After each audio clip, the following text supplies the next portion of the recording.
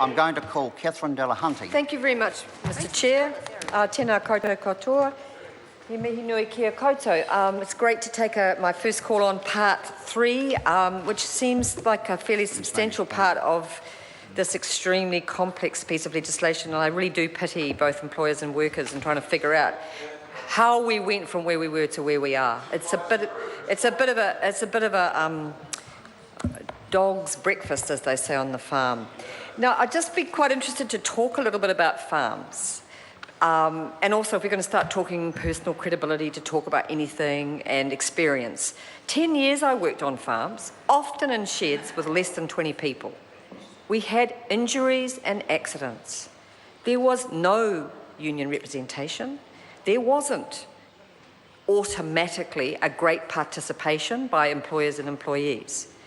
And what I saw there was that there were variations. So some people, some farmers are fantastic and have amazing communication with both contract workers like we were and with permanent workers. And it's like a family. There might be 2 or 3 of you, but it's absolutely, you're all family. That's what I feel as if Honourable Jonathan Young was talking about, as if that's what is the norm. But I also worked on farms where we slept in sheds that had no windows. That was our accommodation. And we weren't treated the way I would expect people to be treated. I'm not saying it was necessarily unsafe, but given the nature of the sheep industry, people did have accidents. I think it's incredibly romantic and naive to talk about participation as if participation equals representation, and that they are actually the same thing, and that all we need to do in workplaces of under 20 people is to talk about participation. It absolutely denies that sometimes the smaller the workplace, the greater the risk. It's pretty simple. And the NZCTU research, which hasn't been conducted in this country because it hasn't been done, but it's been done in Australia and America, says that there are a far greater rate of fatality and injury in smaller workplaces, which obviously would include sheep and beef farms. I must admit, I've never visited a cat farm or a snake farm. I have had a worm farm, which is pretty dangerous.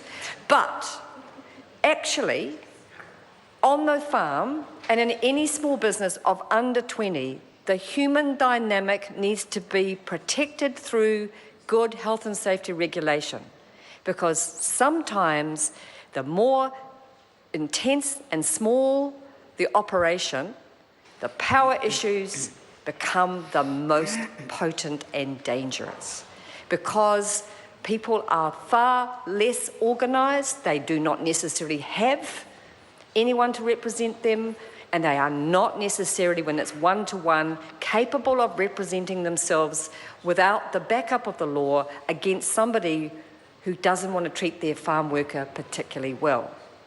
And we've had story after story in the media about what has happened to farm workers, and I bet a lot of them were on workplaces of less than 20.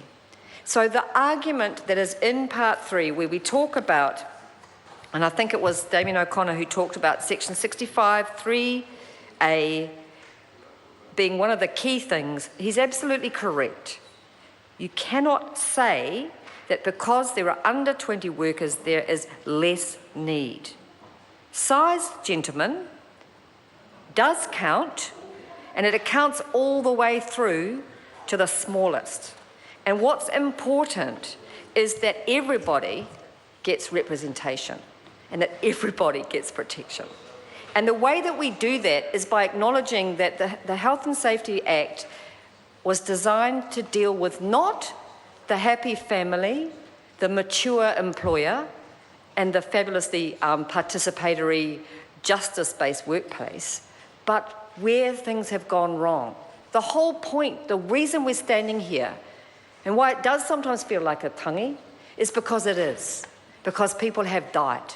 And they've died because of the assumptions that words like culture change, participation and engagement do not need to be backed up everywhere with absolute rights of workers to be able to have health and safety committees and proper representation. So what I want to say, Mr. Speaker, about part 3 is that, Mr Chair, Ana ko Marama Fox. Thank you, Mr Chair. I'm tuatahi kei te hia